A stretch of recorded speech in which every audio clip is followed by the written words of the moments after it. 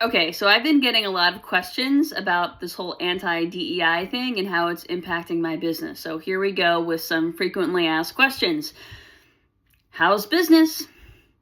Well, it's honestly pretty rough. We have some bigger contracts which are ongoing, which I'm super grateful for, but new business is definitely down. Oh, so how are you and the team holding up?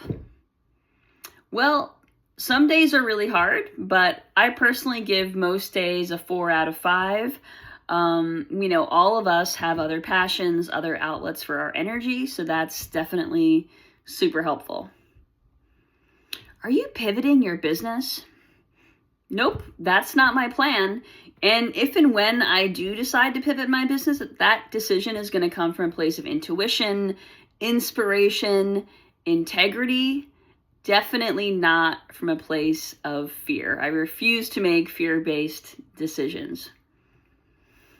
So that sounds either foolish or stubborn. Are you changing anything? Well, I'm constantly tweaking the language on the website and on my LinkedIn, but nothing major, nothing dramatic. I don't want to dilute the message. I feel like my brand, the good vibes in DEI, is already kind of a little softer side anyway. I mean, I know this work is going to remain important. So you're not looking for full-time employment?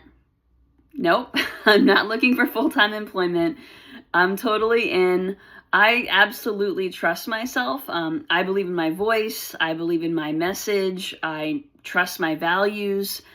And there's so many things that are completely out of my control. So I'm trusting myself. I'm trusting the universe. And I'm really just not trying to force anything that feels out of alignment, or honestly, that doesn't excite me. I'm kind of at this place in my life and in my career in which I only want to do what excites me. Why not? So are you going to rebrand 5 things, good vibes in DEI?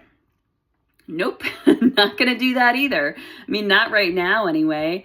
Listen, the good vibes are definitely hard to find these days. So please, if you see any, send them over.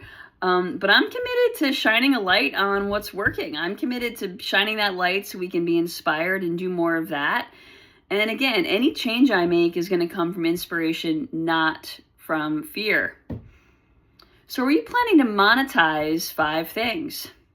Nope, not going to do that either. 5 Things has been around for 6 years. The newsletter has, the podcast is coming up on 3 years. I'm not going to charge for anything. It's been free all that time. And maybe at some point there will be, add-ons or some sort of subscription. If you have any ideas of everyone seems to have a subscription. So if you have anything that seems like it would work for my business, I'm definitely open to ideas, but certainly the 5 Things newsletter and 5 Things in 15 minutes will always remain free. Okay, so with all of this uncertainty happening in the world, what's exciting you? Well, I'm excited about helping more client-facing employees in this work. I created a tool called the ARC method, which stands for Ask, Respect, Connect. I created that years ago, and I've been very successful in helping team members create more psychological safety by following the ARC, helping that become a tool that organizations use internally. Well, I know that there's a really great opportunity for organizations to use that externally in how they communicate with their increasingly diverse clients. So I'm excited about that. And I'm also excited about pickleball, stand-up, and the friendships and communities I've made as a result. Patrick and I are taking an epic trip again this summer, so I'm excited about that too. So, I have a lot of things I'm incredibly grateful for.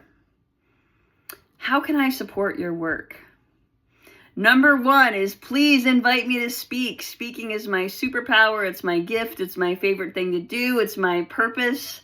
So please invite me to speak. I have several keynotes. I have a new one on turning challenges into momentum. I have one for client-facing employees on using the ARC method, another for teams on using the ARC method internally. So really great stuff. I get great reviews. People love hearing me speak. So please invite me to speak.